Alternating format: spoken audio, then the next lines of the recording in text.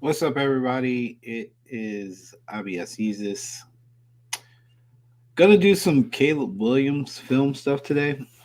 Nothing like too crazy. One, I'm not even gonna act like I know Lincoln Riley's offense enough to tell you what's supposed to happen. So we'll just keep it simple. Just see if Caleb Williams answers the questions that most people have when it comes to quarterback. Can he make the throws? Does he look like he understands how to manipulate the defense a little with his eyes? Is he going through progressions? And just in general, do you think he can play at the next level? I feel like everybody's question should be yeah, or everybody's answer should be yeah. Of course, he can play at the next level, but I'm not sure. I'm not sure if everybody's sold on him being the number one quarterback. But and to be honest with you, I've watched most of the quarterbacks. I haven't like looked at their actual like games. Like watching film is a little bit different than watching a game. Like I've watched Caleb Williams play, and I feel like he can play at the next level. I've watched Drake May play. I feel like he could play at the next level. Give you an example. I watched Spencer Rattler play quite often. Didn't think he could play at the next level. Went to the Senior Bowl, saw him live, saw how he did the drills, and left with the impression that you know what, maybe he could play at the next level. So analyzing and watching are two different things. So what we're going to do today, and what I'm hoping to do today, is be a little bit more analytical and not necessarily the watcher. I do have some all 22 footage with Caleb Williams that I was lucky enough to find on YouTube. But we'll start with San Jose State, which was the first game. Not going to watch the entire thing, but I feel like whenever you're evaluating a person, especially a quarterback, you want to look at the good and you want to also look at the bad. So the San Jose State game, yeah, the level of competition isn't that great, yada, yada, yada. That's not what we're really comparing or looking for. We just want to see good things, and we should see good things in this particular game. And then we'll get to two games, one where he was really bad, which was Notre Dame, and then one where he wasn't that bad, but he might have not have been good enough, which was the Washington game. And I think with those three games, you can get a fair evaluation of who Caleb Williams is. I didn't want to look at the Heisman year because the Heisman year last year, I mean, obviously he would look really, really good. He won a Heisman. And I think we've all seen peak Caleb Williams. I like to see Caleb Williams with the adversity, which is this year. And I think that's going to be more along the lines of what he'll probably face when he gets into the NFL is whoever picks him, whether it be the first pick or the second pick or even the third pick. There's going to be some kind of a learning curve, some adversity there. And so I think looking at his last year is probably the best indication of what he can do at the next level. So I'm just going to focus on that and we'll go ahead and get this started. And again, this is the television broadcast for the first game. Couldn't find the all 22s for it. So we'll just run with it. I got the volume turned off. I'll try to just give my commentary. I know the way I watch things doesn't always appeal to people, so I apologize ahead of time. If you're not used to the stopping, the starting, the slowing down, and this and that, I apologize, but that's kind of how I watch it. So first play against San Jose State. And again, nobody does quarterbacking better than Lincoln Riley. So you expect him to just go ahead, get his guy started, get his offense started. Nice, easy rollout, just a little dump. And again, you're not going to see too much on that. But what you're looking for is just that he looks like he's in control. And he is. Like that's a bad drop. And what I'll do is I'll go back and slow that play down. Because even with Caleb Williams playing against a bunch of scrubs in this game, you still want to see him get this ball. You still want to see him get this ball thrown to the right position. So like this is one of those nuances that as a scout you're going to look at. Like, can you put the ball on the receiver? Why does he have to reach for that? And again, we're just 3-4 plays in, but that would be my question because in the NFL, ball placement matters. Like this ball has to be thrown onto the receiver because this defender right here in the NFL is going to close this space in no time. Now in college, you can get away with this. And again, this is a bad drop by the receiver. And if it was the NFL, I would expect him to catch it too. But I still want to be somewhat critical of the quarterback Because this is an easy throw. Like, why does he have to reach for this ball? Like, he shouldn't have to even come back for the ball. The ball should be right on his chest. It should be right on his chest. And I'll go back just a little bit more so you can see it. So you got your read right there. Ball's coming out. Like, why does he have to reach? This should hit him right in the stomach, but it doesn't. It's behind him, and he drops it. So little things like that, some people would be critical of. And again, we know the talent that Caleb Williams is, so we're not gonna I'm not gonna knock him for it per se, but just want to give people an idea of like something small that somebody might look at. And if it becomes more consistent, maybe we can knock him for it, that he rushes the short things, which some people have a tendency to do. So he gets a lot of comparisons to Patrick Mahomes, and a lot of the positives that I've seen people write about him early on is about his ability to extend the play. Now, with that also comes people who say that he holds the ball too long. I don't know which side of the fence I'm on, okay? Because when the reads are easy and he has to get it out, I've seen him get it out. But I've also seen him want to make the big plays. And guys who have that ability sometimes have that tendency. Like, they want to hold on to the ball. Why take the 5-yard check down or the easy throw when you can get the style points on the 20-yard post or something like that? And he maneuvers the pocket well enough, especially at the collegiate level, where it didn't really bite him in the butt too much. So I don't know if I would make that a negative going into the next level, that he holds the ball too long. I think that's something that we would have to come to that conclusion once he's in a system, whichever team he gets drafted by. I think we could come to that conclusion then, because again, Lincoln Riley system, big play system, a lot of explosive plays, a lot of chunk yards, a lot of intermediate to deep routes. You're gonna hold the ball a little bit longer. Like, that's just the nature of the offense. So I know Patrick Mahomes probably had that same comparison when he was coming out, because again, he played in a system, Cliff Kingsbury system, where he had a lot of big plays, and I think nobody would say that he holds the ball too long now. He buys a lot of time still, but I'm pretty sure his release is still around under 2.5, maybe somewhere like 2.3 seconds. So I think it's just an adjustment that he'll make when he gets to the next level. So I'm not going to knock him for that. So red zone opportunity here. You can see him actually go through some progressions. And again, we're talking about the buying time a little. Didn't have anywhere to go. Got rid of the ball. Couldn't ask for anything better. Everybody's covered. It happens. Even against the San Jose State, it happens. Not taking unnecessary sacks is a plus, especially in today's game. See a lot of guys do that, even seasoned veterans taking unnecessary sacks. So he doesn't take unnecessary hits all the time, especially in this area, which is good. So we got 3rd and 6.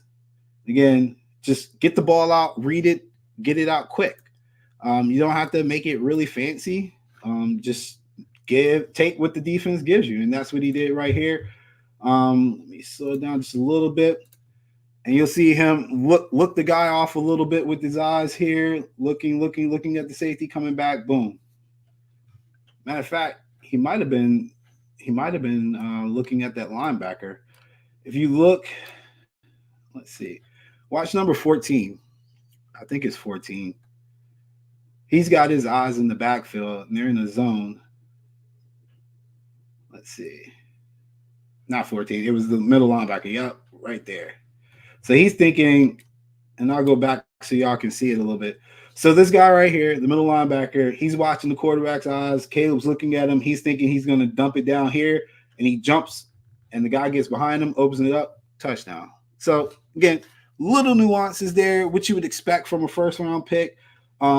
One of the guys in this year's draft that gets a ton of credit for looking guys off at a rate that you don't see with rookies is CJ Stroud. I don't know if anybody's seen the clip. There's some Indianapolis Colts players doing a podcast. They talk about it in detail, how he was just next level with his eyes, like looking at people and letting them think that this person's getting the ball and then he's throwing behind them. So that's a good thing. Good trait for any quarterback, especially a young quarterback, to have to be able to look guys off. So we're on the Second drive, 7-7 again. We're not here for USC defense. We're here for the offense. A good read right there. And again, there's the elusiveness that you would expect from a guy of his caliber. I want to say he ran a little bit better at Oklahoma, but they probably required it more. But again, not panicking. This is a good read for him to keep the ball. But even when he keeps it, the ability to get away from the tackler. So this is a DB. He's broke down a little bit. He's going to get away from him. Look, hit him with a little juke. He's able to get outside of him, strong enough to shake off the little arm tackle, quick enough to get away from that guy and just get out of bounds. Again, a smart play. So the brains are there.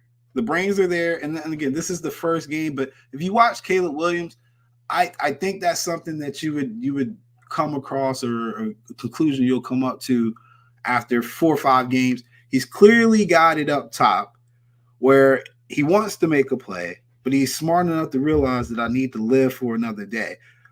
So I don't expect him to take unnecessary hits, which probably makes him more durable at the next level, which is a positive as well, because he's probably not going to get a good offensive line once he gets to the next level. So again, you want to see those little things throughout. And when we get to the bad games, we'll look for that too. And I think a lot of his bad games were just him trying to make plays where you just can't make that play, and him not being humble enough to realize he can't make that play. But again, not taking unnecessary hits, not really doing anything dangerous on the field. 3rd and 8. Let's see how this goes here. Again, San Jose State. It was a pretty decent game, especially for San Jose State. But this was probably the beginning of what people were like, this USC team has no defense. Pocket collapse, able to get rid of the ball, no intentional grounding. He did get knocked down, but I don't know. Did they call intentional grounding? Let's see. I don't think they did. But anyway, so that's the 4th down. And we can skip forward here. So they got the ball back again, deep in their own territory. And you'll notice, again, a lot of space in this Lincoln Riley offense. So that pass was a lot better than the pass in the beginning of the game where he had to make the guy reach. So just I call those plays like starters. I know it's a dumb term, but sometimes you just want to get your guy in a rhythm. Just let him see a guy catch the ball, and then you take your shot. I'm going to go back to this play because I think this play is great. Let's see. So let's count it out here. Look at the progression. He's got protection, but look at the progression. 1 Mississippi, 2 Mississippi, 3 Mississippi, 4 Mississippi, 5 Mississippi. About 5 seconds, and he went the entire field, came all the way back across, found his receiver in the flats, got rid of the ball, and made a decent play there and got some positive yards. Again, not taking unnecessary sacks right there, not panicking, free release guy, delayed blitz, still found his guy, still going through his progressions. Give me a second. I'm going to slow this down so you guys can see that as well. So just, again, the little things, man, little things. Check them out. Not panicking. The block is not that great. The blitz was a little late. He sees the guy coming, feels it, able to throw the ball to the open man, drifting back to the middle. It's a good route. But a good find, too, under duress. Like, that's what you want. You guys finding people under duress. He's not panicking. And after this drive, we'll switch to the Notre Dame game because I think we've seen enough at this point. Botch snap. Got rid of it. And only he can make that play. So, again, we're talking about the good, the bad. Like, I really don't think there's another quarterback, maybe Jaden Daniels, that can make this throw with the ease in which he did it. And this is what people get really excited about with him as far as his arm talent. Like, he didn't even really step into that throw. And it was right on the money. Right on the money. Like, look at it. And again, just the composure. Watch the snap. Ball falls. It's like, what do I do? What do I do? What do I do? And he's still able to pick it up and find his man down the field. Maybe he just was like, so and so's down there somewhere, I guess. But look at it. There's a guy coming in on him. He didn't fully step into the throw. And look at the accuracy. Like, this guy doesn't break his stride. He didn't even have to slow down. He catches it in the run. Like, that's incredible, man. That's incredible. And again, that is what people are talking about when they get really excited about him, like the big playability. So let's go to, let me get back over here and let's go to the bad here. So we'll go to the really bad.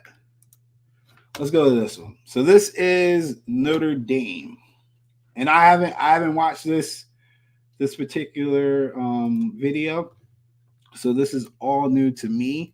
So we'll be watching this together. I do know the very first play is a interception off his back foot. So I do remember that play vividly. And that was a bad pass. So we'll go ahead and get this started.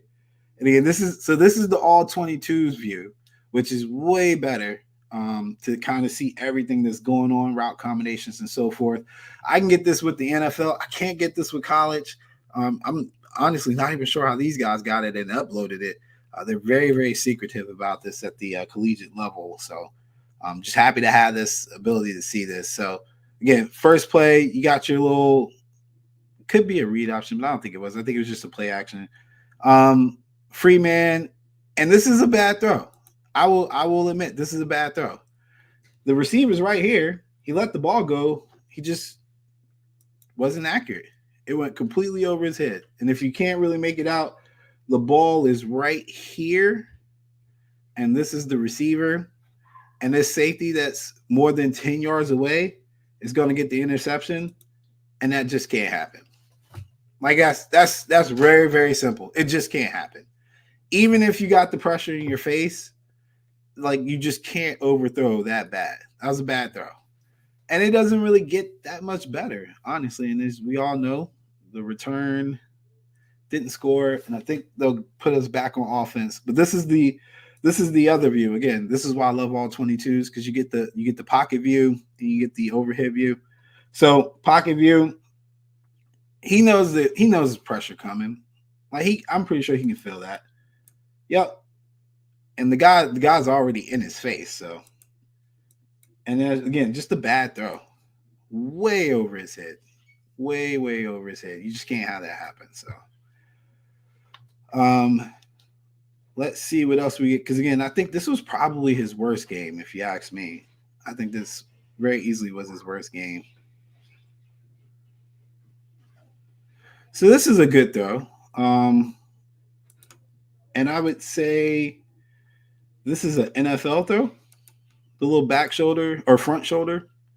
You see a lot of that in the Pittsburgh Steelers offense, or the old Pittsburgh Steelers offense with Pickett and what's my man's name? The crazy receiver, Pickens. But with this kind of throw and the ability to do it in such a tight window, like, the guy was able to get 2 feet down. Look at that. 2 feet down.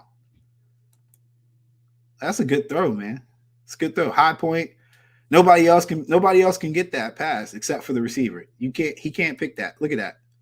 That's great ball placement. And again, the little things that you look for, that's ball placement at an elite level. Believe it or not a lot of people can throw that pass and make it not be broken up, or make it that only that their receiver can catch it like that. That's a good play. It's a good play. And so I think they're in the red zone here. I think he threw another interception at some point. And those are those little goofy, I don't like those plays. I've never liked those plays. It's too much space, man. It's too much space. I won't go into a rant on that. Anyway, still trying to get down the field, showing his ability as a runner, which is something that's going to be needed in the NFL. He is a dual threat quarterback. Out of the dual threat quarterbacks, he's probably the most capable passer. But again, he's got decent vision. He doesn't have Lamar Jackson breakaway speed. He's not the fastest, but he's quick, and he has good vision. Like, this is a good run. See the hole open up. Most people would probably want to run this line here, which wouldn't help him because that's back into the defense. Watch how he follows his block. Follows the block right here off his butt. Sees this guy. I don't know what he was doing. I guess he was in coverage. But again, his vision is seeing this guy here, my blocker, and my defender right here takes the line back this way between the blockers, which is great because, again, most people would probably want to panic and cut it back this way, want to go to the space this way. But he can see that there's a running lane about to open up. And as you see, he's going to hit that lane. And instead of getting tackled right here or potentially tackled by this guy, he gave himself another extra like 20 yards and a touchdown. So, again, little things. He's got good vision as a runner. Look at the cuts. It's not somebody that's slow of foot. It's pretty good movement right there. So we've seen the movement, we've seen the ability to move, but again, another interception. So this interception is also done under duress, also a hurried throw, and also a bad pass. So I'm going to slow it down because I think some of this has to do with his mechanics.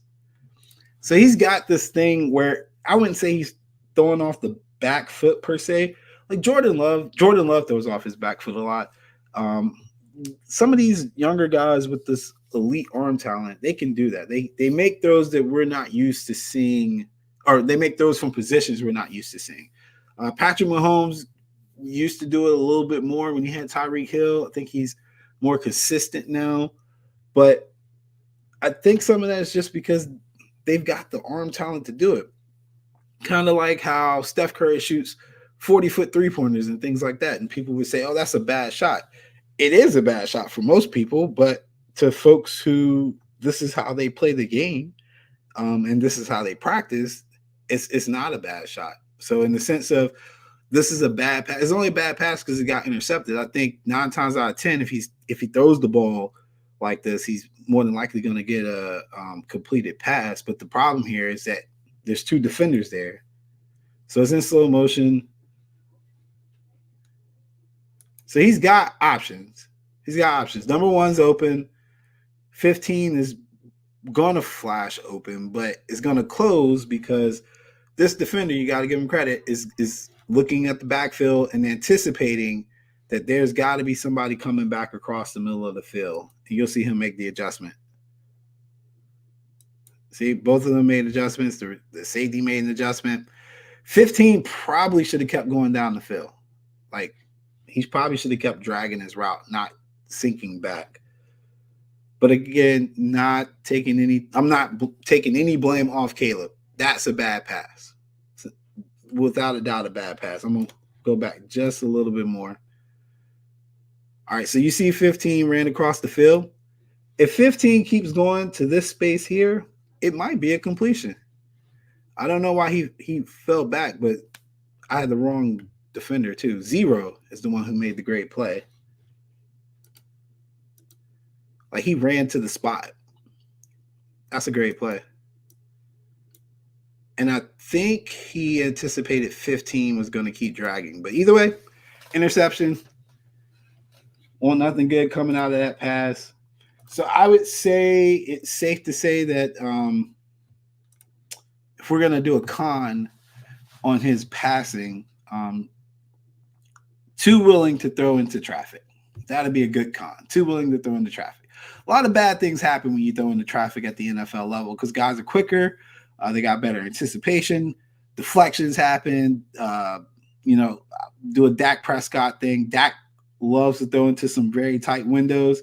It's good when it works. It ain't good when it don't work. And typically, bad things happen when you throw into tight windows in the NFL. So he might want to polish that up. And again, hopefully he'll have receivers that'll be smart enough. And that was another one, drifting back, man. And that was a bad pass too. And again, too willing to throw into traffic. Too willing to throw into traffic. You can even say he's too confident in his arm. Probably should have thrown this away. And I'm going to slow it down so you guys can see it again. Probably should have thrown this away. You get outside the pocket. You're drifting back. I see what he's looking at right there. But the problem is you can't make that throw off your back foot. Off your back foot.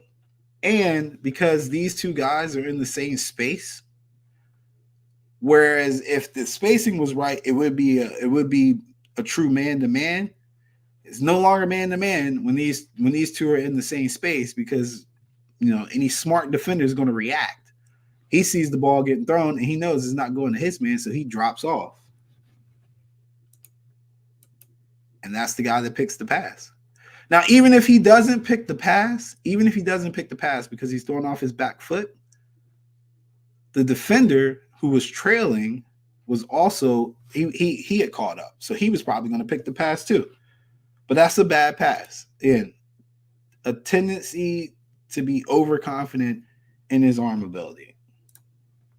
And everybody that's special has that overconfident tendency. Perfectly fine. But that's just a bad pass. And it's a bad play design too. So they're down 24-3. And again, I let this go for a couple more plays. And you can see a little bit of that pocket presence. He calmed down 24-3. Still not panicking. Felt some pressure. Just scooted up. Got himself in a good throwing position. Made the throw accurately. He keeps his guys safe in the sense that a lot of them can catch it and keep running.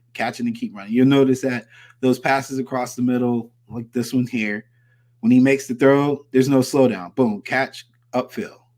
So they ain't got to worry about getting hit or anything else like that. So, again, that's a positive. And like I said, I'll let it go a couple more plays. Want to go back to this play, though, because we need more accuracy on these throws here. The positioning of the throw isn't all that bad. Because again, what you don't want to do right here is miss inside. You don't want to miss inside because the defender's inside. And this is a little bit of an issue with some quarterbacks at the next level. Some of your mid guys will make this throw and miss in this area, and it either gets batted down or picked off. I don't mind the throw being outside here. That's where it's supposed to go.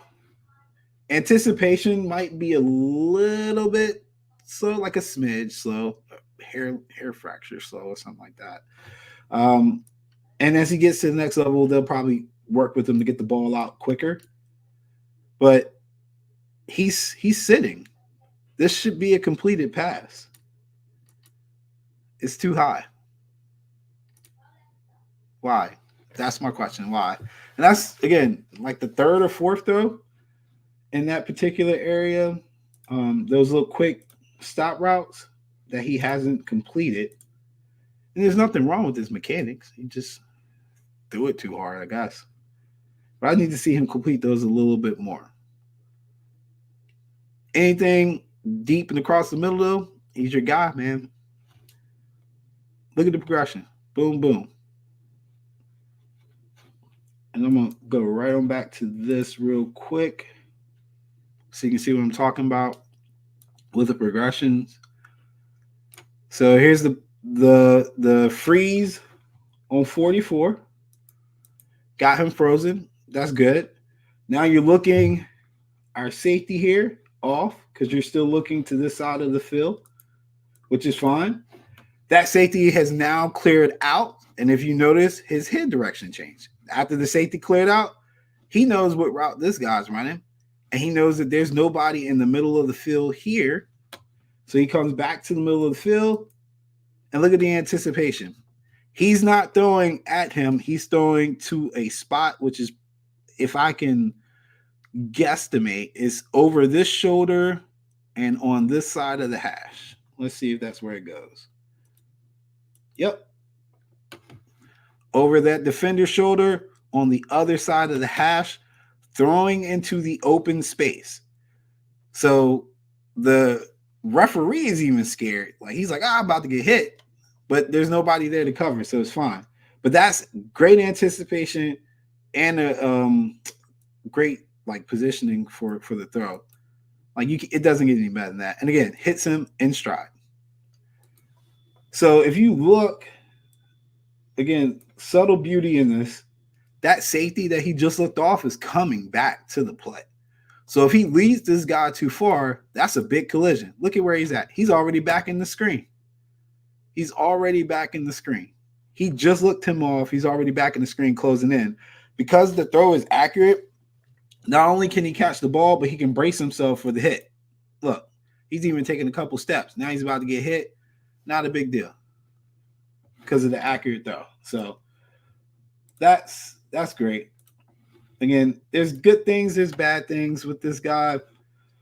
I guess I'll just stop here. It's been 30 minutes. 30 minutes is enough. Like we don't have to spend a ton of time on Caleb Williams.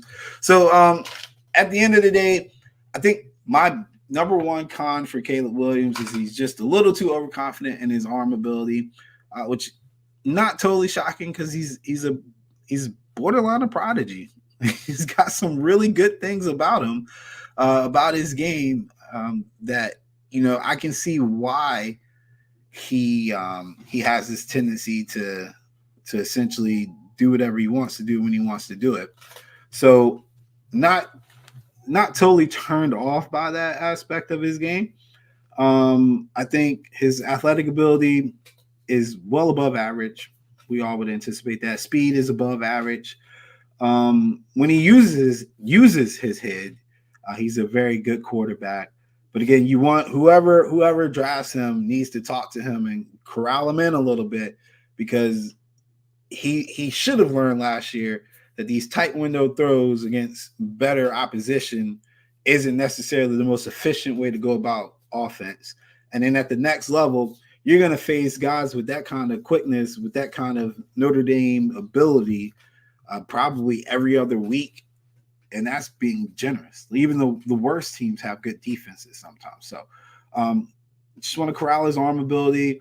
I do understand the Patrick Mahomes comparisons when Patrick came out of college, because there's a lot of things that he does throwing wise that I would be like, I don't want my quarterback to do that, but he gets away with it because he's got that arm talent. So big playability off the charts, on the ground and through the air. I think the leadership on the field is there as well.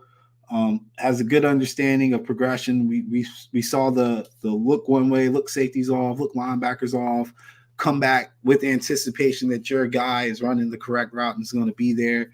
So that's there.